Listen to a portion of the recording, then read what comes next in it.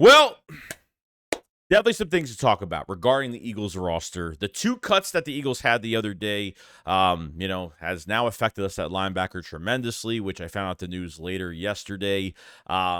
Seems like one Eagle that got away has really affected this Philadelphia Eagles team, and it's not Javon Hargrave. It's another player that had a lot of value, and unfortunately, something couldn't get done, and now it's really affecting us in the long run right now. And what is going on with Hassan Reddick? We better turn around. Because I've seen enough horror movies to know any weirdo wearing a mask is never friendly.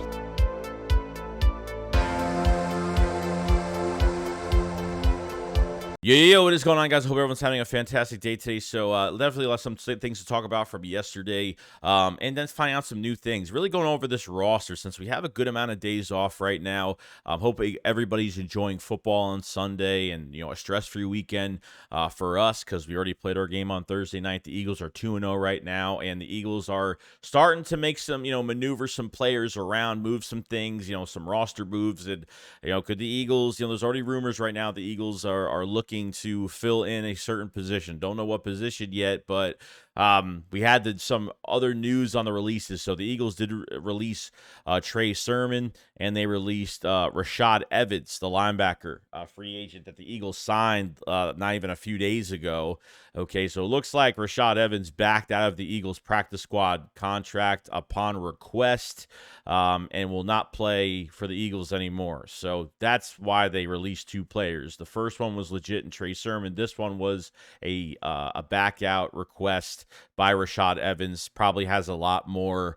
If he has a chance to start somewhere or get playing time somewhere else, he is going to go there. He's not going to be fully at practice because really realistically, Rashad Evans probably would have been the practice squad linebacker until Nakobe Dean came back. So now Rashad Evans is gone, and we're back to having no depth at this position, which really sucks. And I think Nicholas Morrow did play good in the Vikings game. I think, I think we really did good with Zach Cunningham on that free agent signing, man. It's looking better every week. I think he just got better in week 2.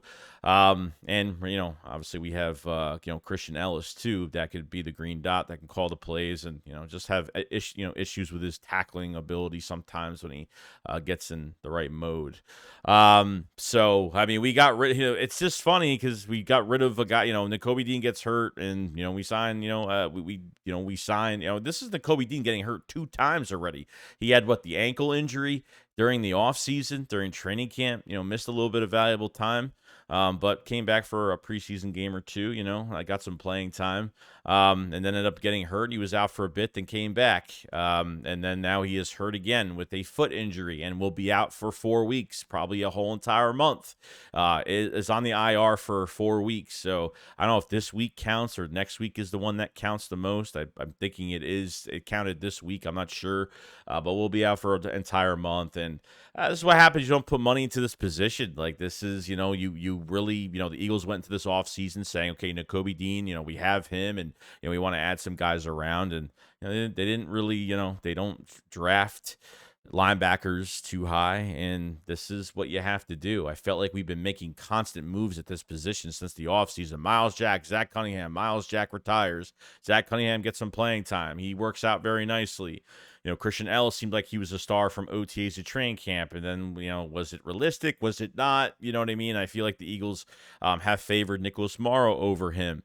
Zach Cunningham's playing pretty good. Christian Ellis isn't a bad player. I just think he has some issues on tackling, stuff like that. So, Rashad Evans backs out and, the Eagles have no depth. So we're really hoping to God the next few weeks, these linebackers could stay healthy because if they could get another guy gets hurt, it's just going to be crazy. You have Nolan Smith right now to use him as a Sam linebacker or something. I mean, 14 snaps in 2 games is disgusting. We talked about this in the last video, and I mean, I don't know what they're doing with Nolan Smith. Like, he's a first-round pick, and he has 14 snaps in 2 games, not even as an edge rusher, probably playing special teams. Most of those snap counts are probably coming from special teams. So I don't know what they're doing here, but something's got to get done. We talked about Patrick Queen, a nice trade there last year of his deal, and hopefully, maybe they make a move there. I'm not sure, but we'd love to make a move at linebacker for a few years if they feel like, if they trade for somebody and they feel feel good about him, and they want to put him in the lineup. And when the Kobe Dean comes back, maybe short things up a little bit. But we'll find out with the time being at linebacker, so should be interesting. I think the one move that everybody is, I think I'm starting to feel it now, where it's not Javon Hargrave, because I think Jalen Carter and Jordan Davis are playing so damn good right now. I mean, Jalen Carter has 10 pressures, 10 hurries, 11 pressures, and a sack already in 2 games, which is great. And Jordan Davis is really going on strong in his second year with 2 sacks, maybe 1.5 or I think 1.5 sacks for the year. I think because he had a half sack with Josh Sweat in the first game. And he's just a bulldozer, man. I'm so proud of Jordan Davis, because now it's like I didn't think it was going to happen this year too much.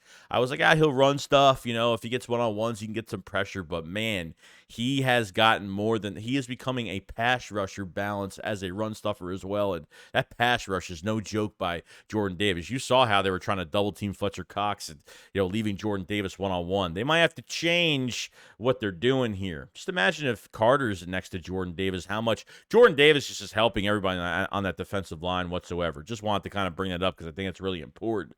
I think the one signing the one deal that couldn't get done is Chauncey Gardner-Johnson. I think we are missing this tremendously. Okay.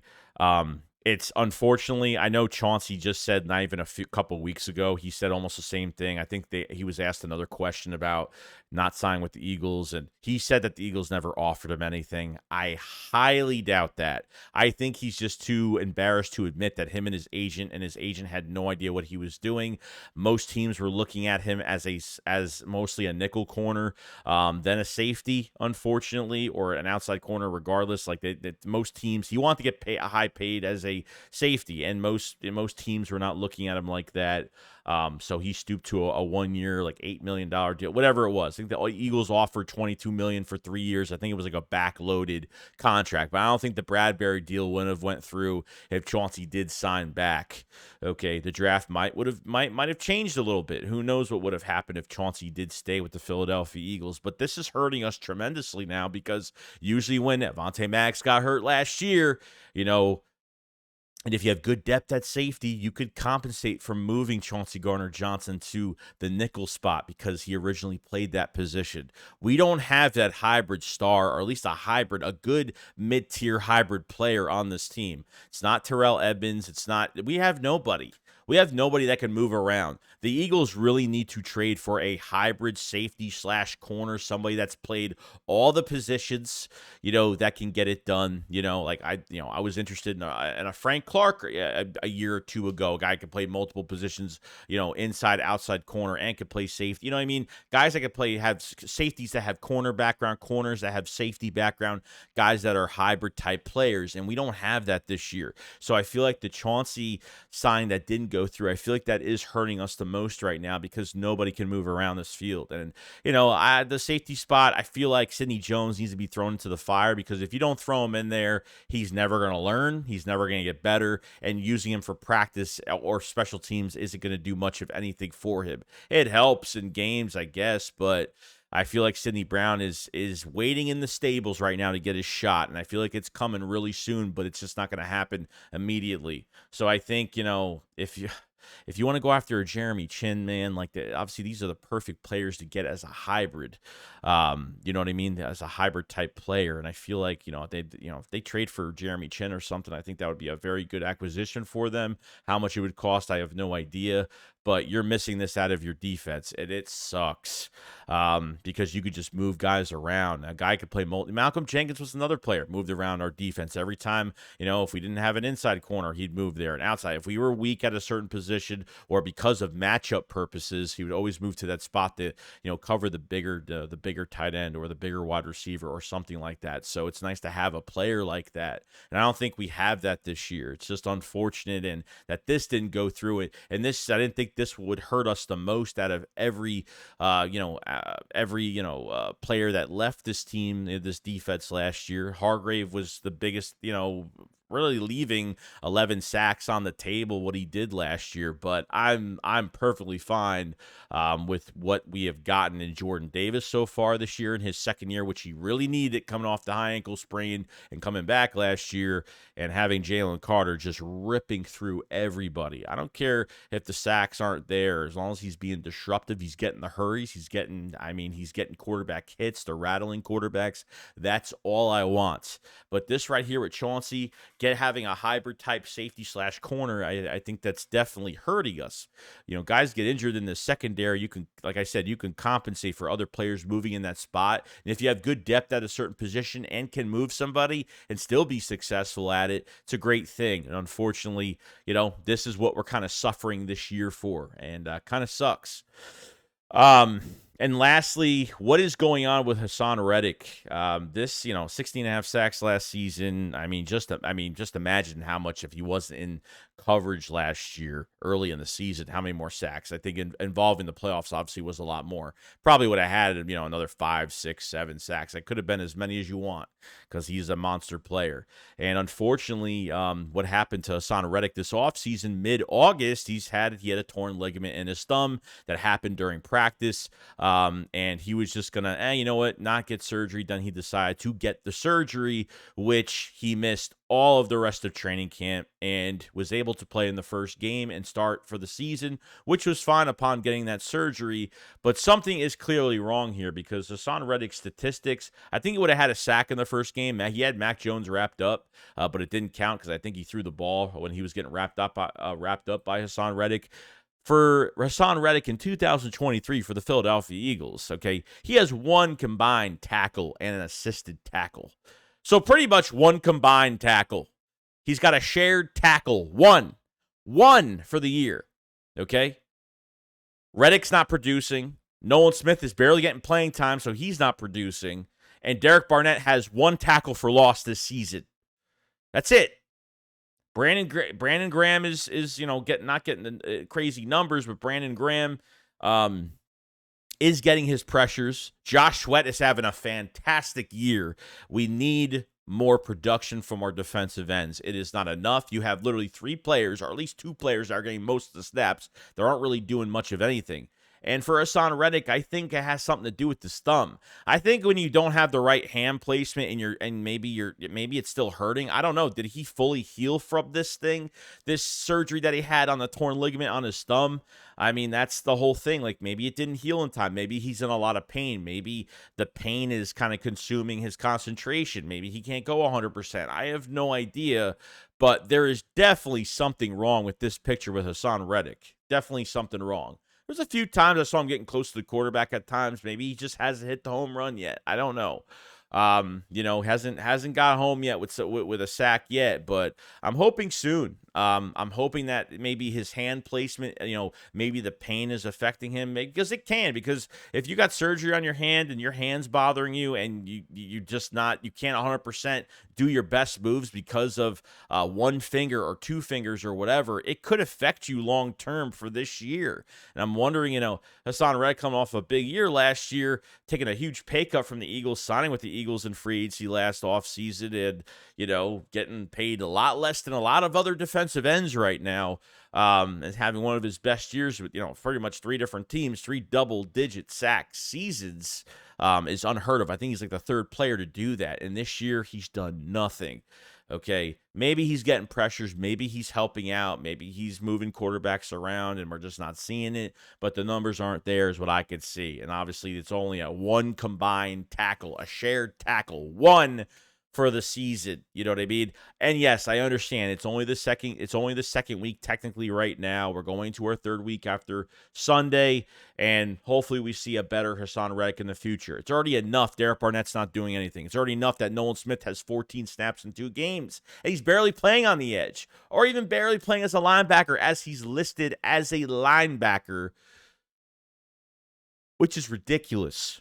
So hoping down the line Reddick plays well this year. A lot of these guys haven't, I think most of this, guys, is really because 2 new coordinators. And I think most of this is not playing enough in the offseason, especially in his case, because he had surgery and couldn't do anything the whole time.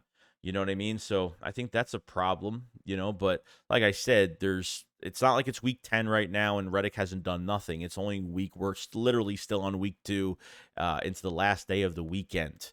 So that's all I really got to say about Hassan Reddick. Hopefully it's nothing too serious with his hand. I mean, if he gets a press conference, I want someone to ask him, like, is there something still wrong with your hand? Are you still in pain? Like, at least ask that, see if he says, oh, I'm in a little pain. But if he says he's in pain, then I probably understand he's afraid to mess up his hand more, or I don't know. Maybe he's got both his fingers. I've done that too. You put your you got like 2 fingers taped up so you don't mess up one finger. Like, I get it. You could do all that stuff before a game and so you don't have to worry about your finger getting, twirled up. I've had my finger twirled up, on plays on defense. It's happened before. I've broken my hand, not even realizing I broke my hand on defense. Trust me, it's happened.